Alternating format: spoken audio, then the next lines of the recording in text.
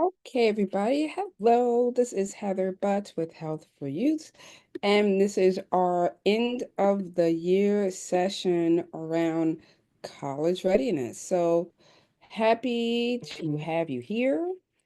And what we're going to do is we're essentially going Okay, everybody. Hello, this is Heather Butts.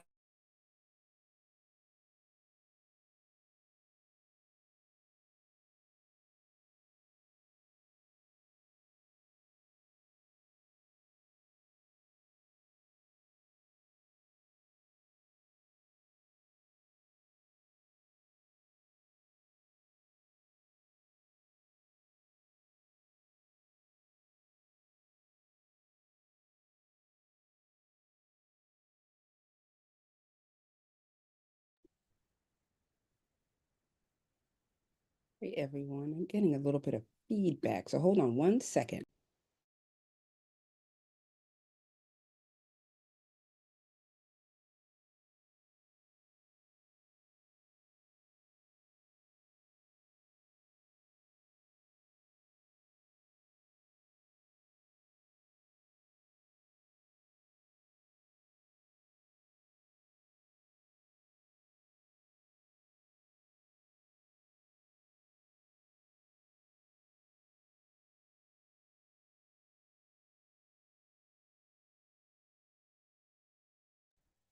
Okay, we should be good to go. So here is our PowerPoint presentation, key presentation. This should be pretty familiar to you. And so what we're going to do today is we're going to go through this from the beginning and talk a little bit about the college readiness overview.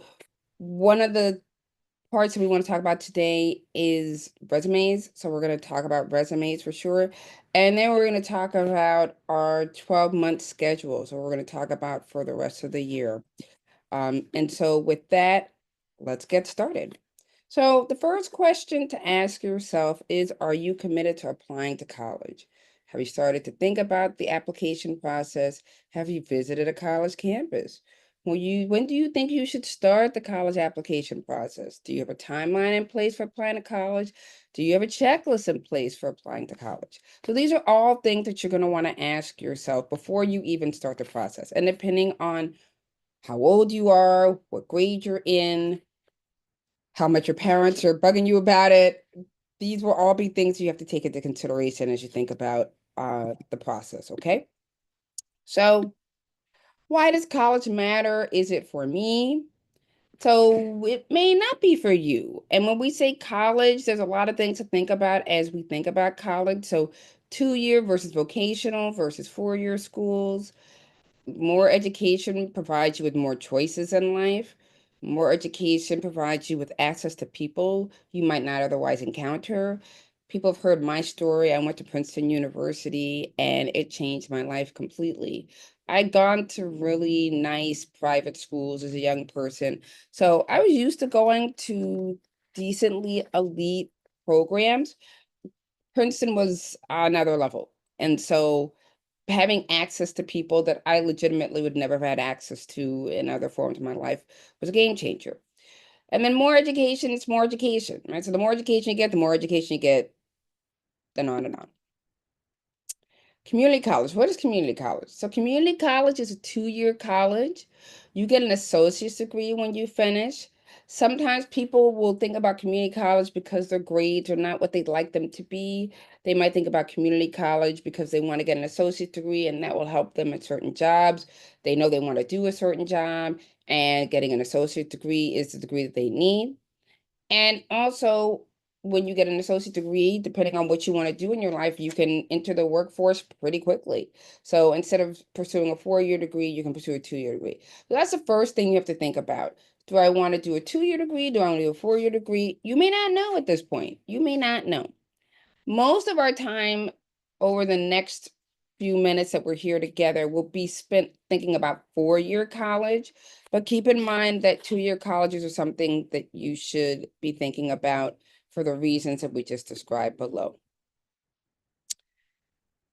Now, this is important when we think about community college. Many community colleges have relationships with four-year schools. So let's say you go to a two-year college, a two-year community college, and you say to yourself, uh-oh, I really like this, or I'd like to pursue what I'd like to do, or now I think I want to do a profession where you need a four-year degree at least, and maybe you need to go to grad school, professional school.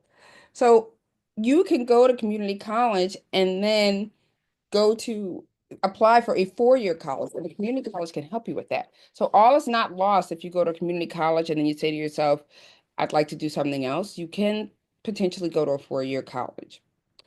Many community colleges have what we call open enrollment, which essentially it's not much of an application process. You basically sign up and you go. And they can often be much more affordable than a four-year school. So if your grades aren't what you'd like them to be, or if you're really not sure about whether or not you want to go to four-year school, community college can be a good alternative for you.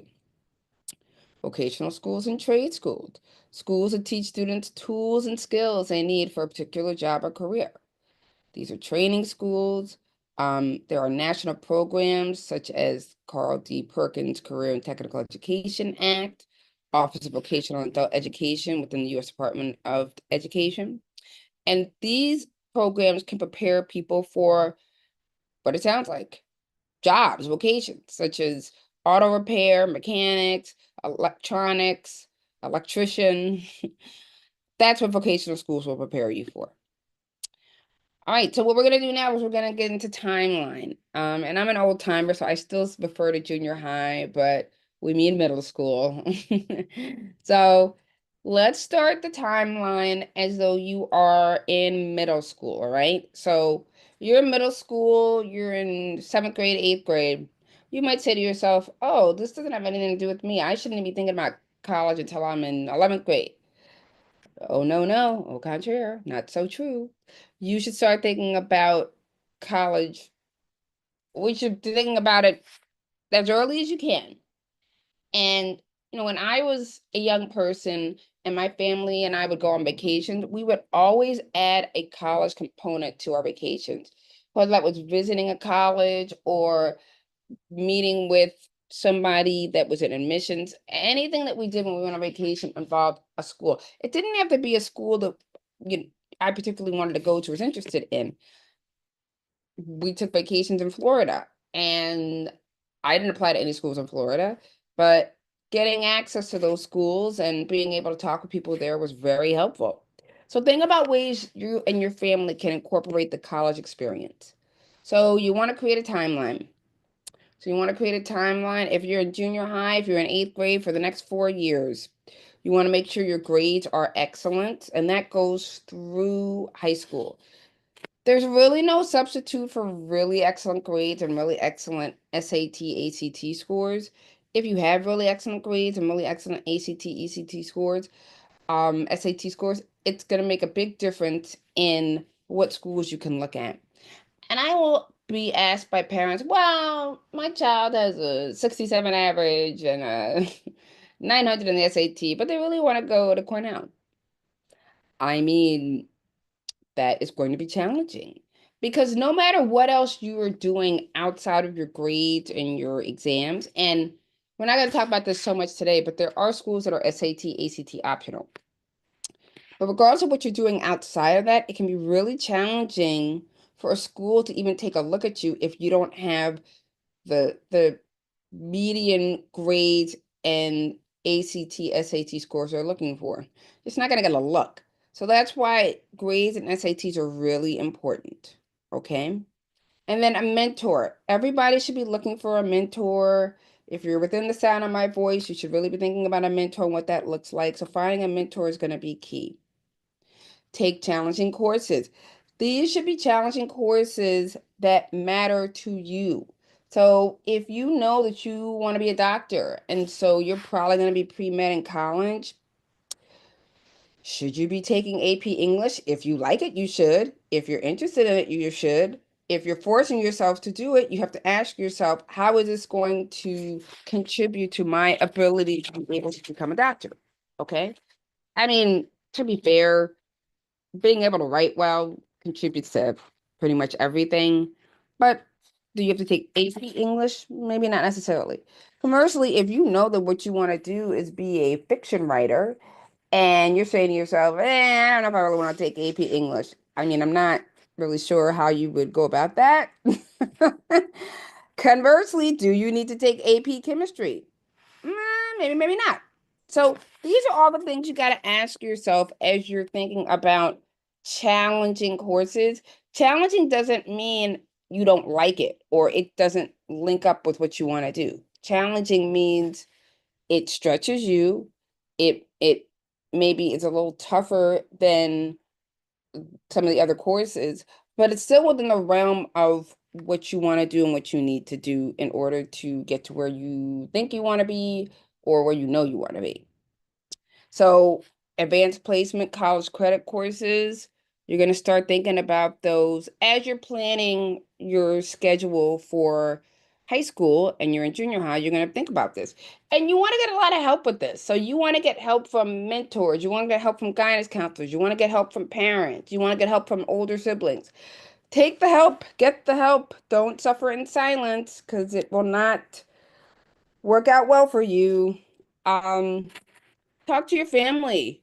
Talk to your mentor. Hopefully by now you have identified a mentor. You should. And so you can talk to that person. Absolutely. So now we're in first year, second year, junior year of high school. So you want to do well in school. That means you want to cultivate relationships with mentors. You want to start visiting schools. And we can talk about this briefly. I often ask students, what does a college visit look like for you? And you'll usually get an hour or two at a school. A real proper college visit should be an 8-hour event. And you might say, what, how? Okay, so most people, when they go to visit a college, they do the tour and the info session, and then they leave. I mean, that's fine, but the problem with that is if you're doing that, you're not really seeing the real school. So an example I always give is when I went to Princeton, I lived in this really beautiful dorm called Holder. I mean, now they have like 55 other dorms that are beautiful, but this one was iconic because it was Holder Courtyard, and it like if you have a picture of Princeton in your mind, it's probably this dorm or something like it. Just sort of like old-timey, gorgeous, all the other good stuff. A movie years ago called A Beautiful Mind with Russell Crowe was filmed there. So, it was a really pretty dorm. And so on the tours, people would see it, you know? I mean, I remember looking at my window when I was living there and I would see people walking through the courtyard, and that's what people thought they would get if they went to Princeton, right? Um, are you gonna, I mean, like 100 people live in Colder Courtyard. The likelihood of you living there is very low. And like I said, there's lots of other beautiful dorms there now. But you want to know what all of them look like, right? You don't want to assume that you're gonna be, the one of the 100 people living in a colder courtyard. You really want to check out what everything else looks like. You're not really gonna get that if you just do the info session and tour, because the schools are gonna show you what they would like for you to see. They're not gonna show you the things they don't want you to see. So what I recommend is um you sign up for the tour and the info session. And then you call the school and you say to them, "Hi, my name is Susie Q. I'm interested in coming to your school and having a meeting with an admissions officer. And I'd also like to have a short meeting with financial aid. Additionally, I would like to check out one of your cafeterias. So can I get a voucher for the dining hall for me and my family?" You might get that, you might not. Just try to get, what you want to do is get into the dining hall, okay? Even if to eat like some salad or something. So then you're going to say, I would also like to sign up to see a class, which you can do. Anybody can sign up. There are preferred classes at schools. They've been vetted. In my life as a professor, I teach preferred classes, and you can go and check out a class. So I'd like to sit in on a class, and I'd also like to meet with a professor. Now, the school's not going to be able to help you with that, but what you can do is you can go online, you can email a bunch of professors and say, "Hi, my name is Susie Q. I'm going to be on campus next week, and I would love just 15 minutes of your time to talk about the school and its impact and the amazing work you do in astrophysics." And so you're going to meet with that person, okay?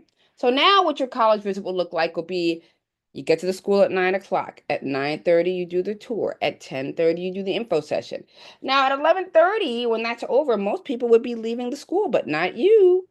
So you're gonna walk over to the admissions office. And at 12 o'clock, you're gonna spend about half an hour meeting with somebody in admissions. At 12:30, you're gonna spend about half an hour meeting with somebody in financial aid. At 1 o'clock, you are going to go to one of the dining halls, get something to eat with your family, find a table with a couple of students. And college college is a funny place. I mean, as exciting as it can be, you got a lot of downtime. So, sometimes you're sitting around with your friends and whatever, bored. So, you're going to sit with a couple of people that look like first or second year students, and you're going to say, "Hi, I'm applying to this school. I would love to hear what you have to say about it." And you're going to just listen to them and hear what they have to say. At 2 o'clock, you're going to go to the class you signed up for, the preferred class, and sit on in it. At around 4, you're going to go visit with the professor that you wrote to. So remember, you wrote to like all these professors and asked if you could meet with them. Somebody's going to say yes. So you're going to meet with them for about half an hour. At 4:30, you and your family are going to walk around campus, only this time it's without a guide. You're just walking around and you're going to check stuff out. You're going to talk to some more students, talk to whoever you can, get the real deal. At about 5:30 is when you're going to leave the school. Now, that is a proper college visit. That's what you should do. Okay?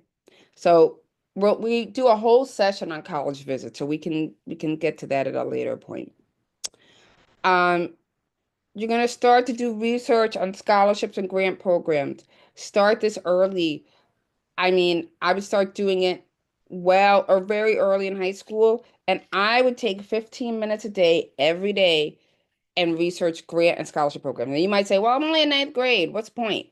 Because you're going to save this stuff, put it in a digital folder, save it. And then as you get closer to applying time, you're going to take it out, make sure it's still valid and all that good stuff, and start applying. And then create your resume. We're going to spend a little bit of time talking about resumes, but we'll spend a lot more time on resumes in a future session. But everybody should have a resume. And if you don't, you need to create one, okay? And we can help you with this here. So if you need help, um, we can do that for you. Timeline continues. So get involved in extracurricular activities you actually enjoy, not just things you think you should do. Although I will say, if you can get involved in something like fencing or lacrosse or squash, some of those sports that are a little less popular than basketball and soccer, you never know what these things will take you. So you can pull that off. And if you're in an area where they have these, great. But anything that you're interested in, extracurriculars you actually enjoy, not extracurriculars you think you have to do. Review your timeline, create a checklist or to-do list.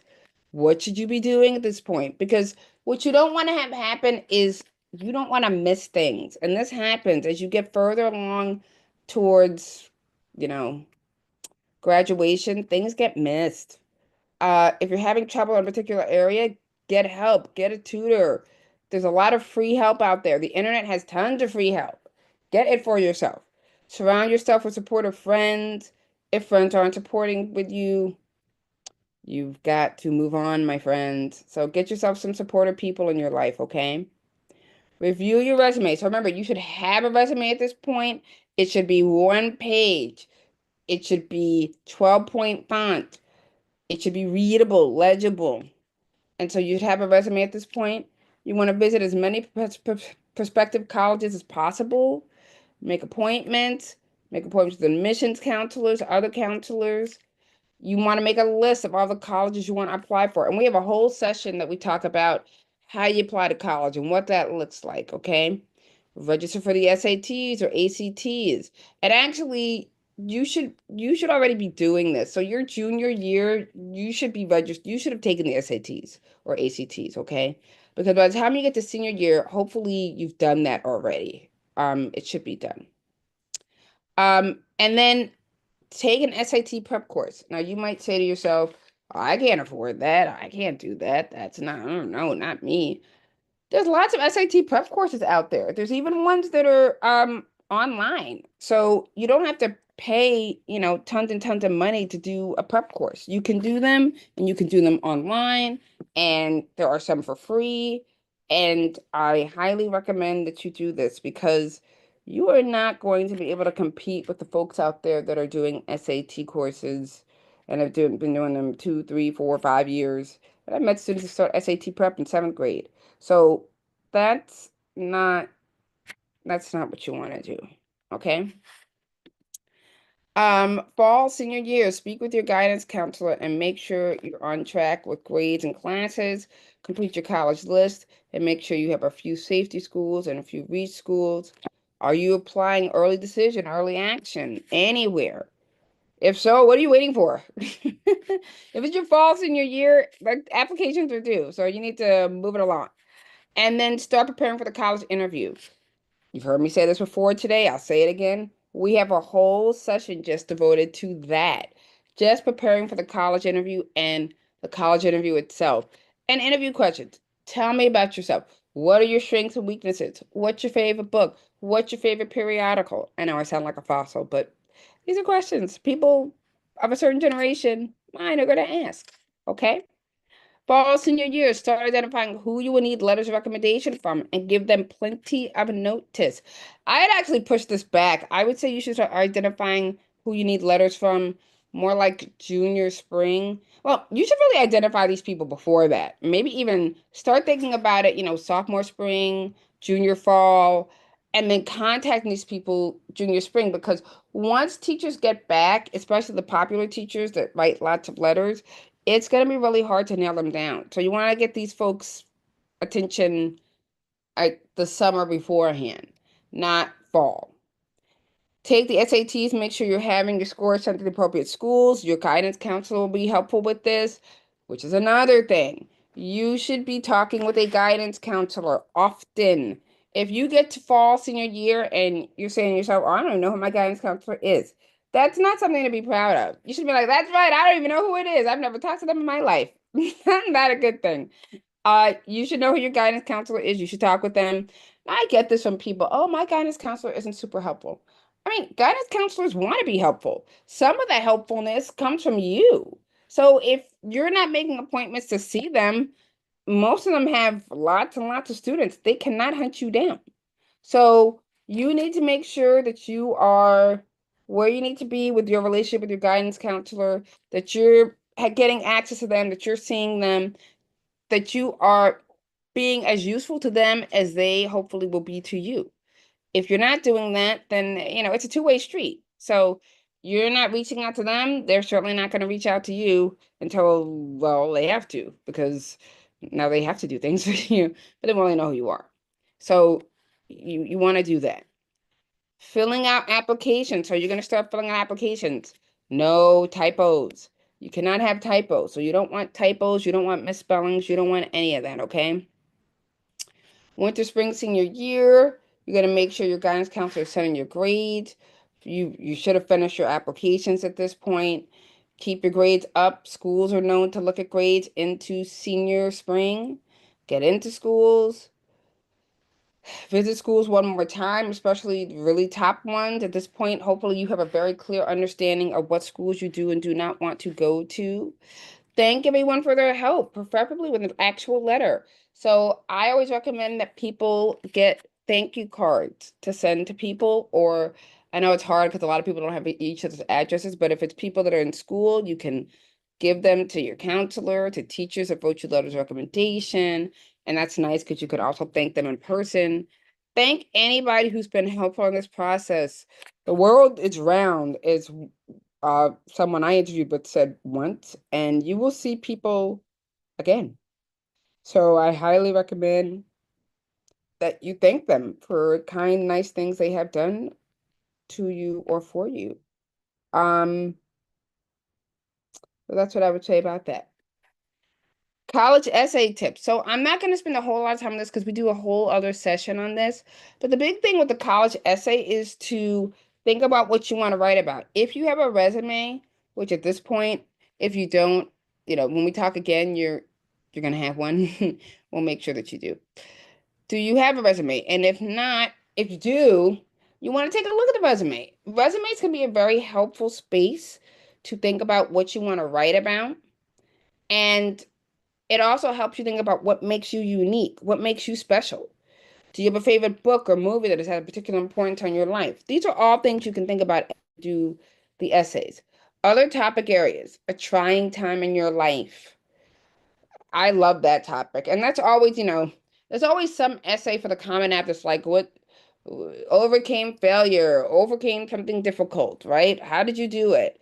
That's a great topic. A lot of times people don't really want to talk about or face things that have been challenging for them. Essays are a good place to do that. Essays are also a good place to talk about something that seems like it doesn't make sense in your application. So let's say your sophomore year, you got not great grades. Why? Essay could be the place to explain it. Could be COVID stuff, could be something happened in your life. Essay could be a great place to do that, okay? And oftentimes for most schools, you're going to have more than one bite of the apple. So you'll get to write more than one essay. So you might say, oh, I don't want to use my essay for that, but you could. And also, schools also will often allow for you to talk about COVID. So if COVID was particularly trying for you, good place to write about it.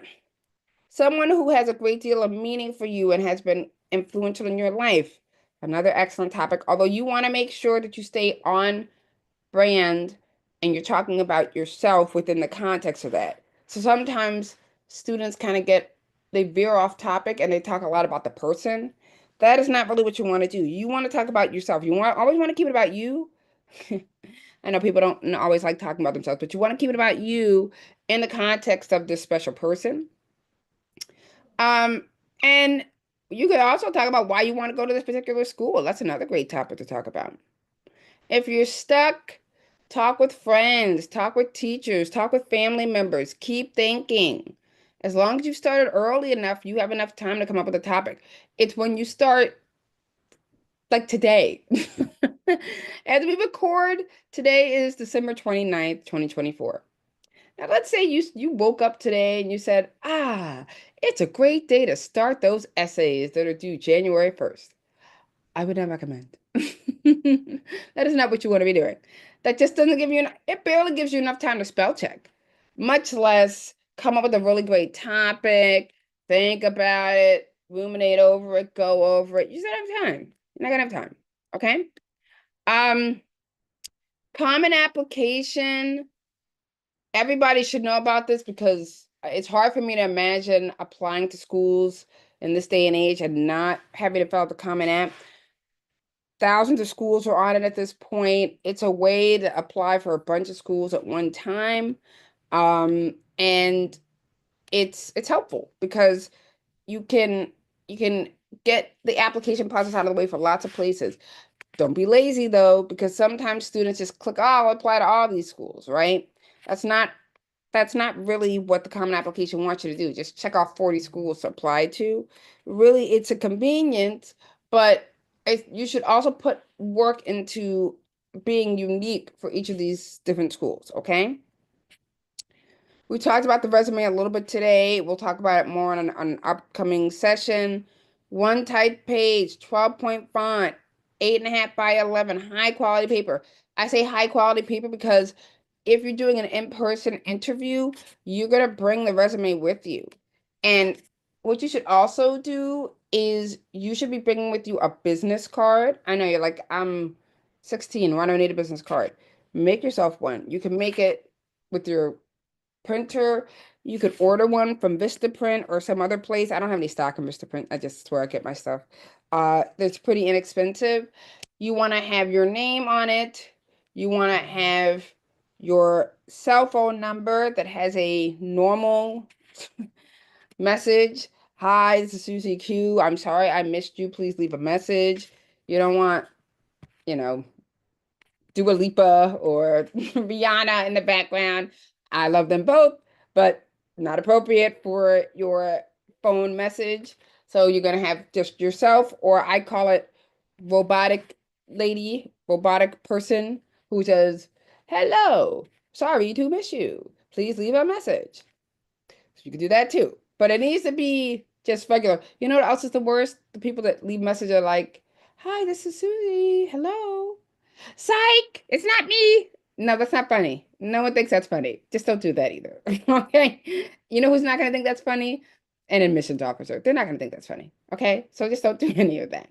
But yeah, you want to get yourself a business card, and then when you go on your interviews, you're gonna get one of those folders, and you're gonna have on one side the business card along with your resume, and then on the other side it can either be like an award you've won, a copy of it, obviously not the real thing, a newspaper article you've done, something that shows off you and what you've done. Okay, so that's what you're gonna bring to the interview.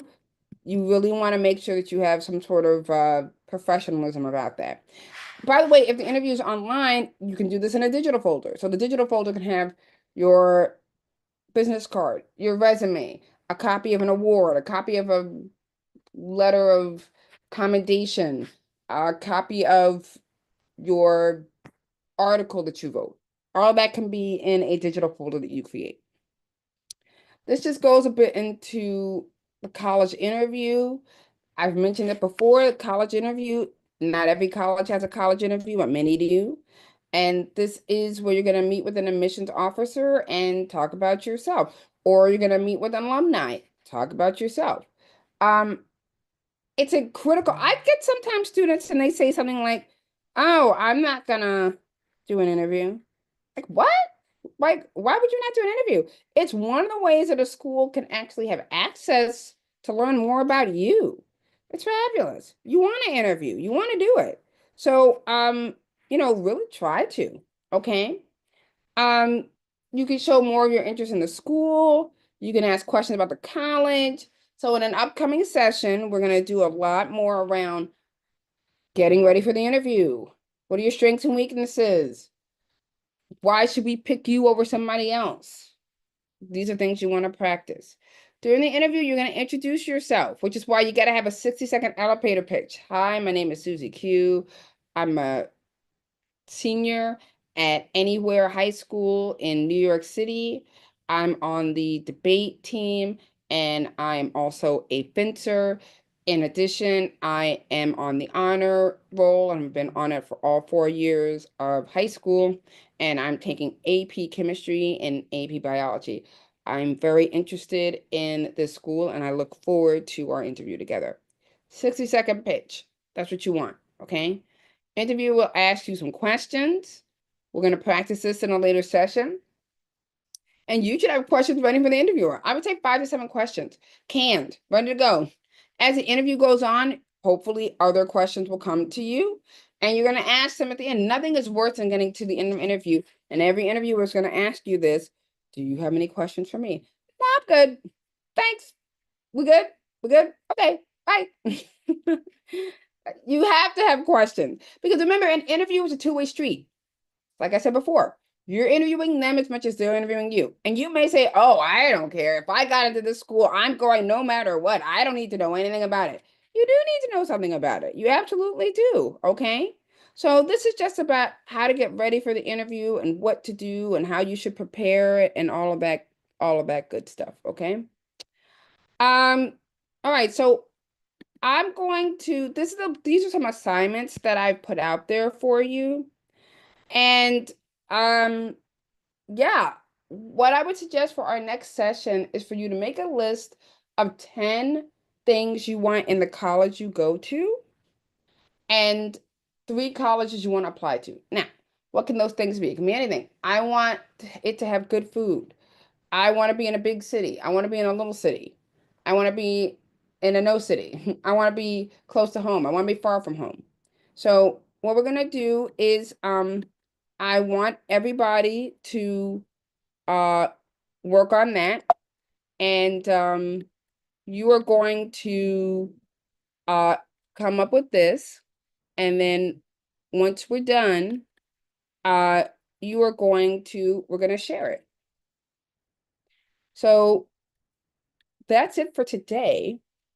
It's been great having you here with me.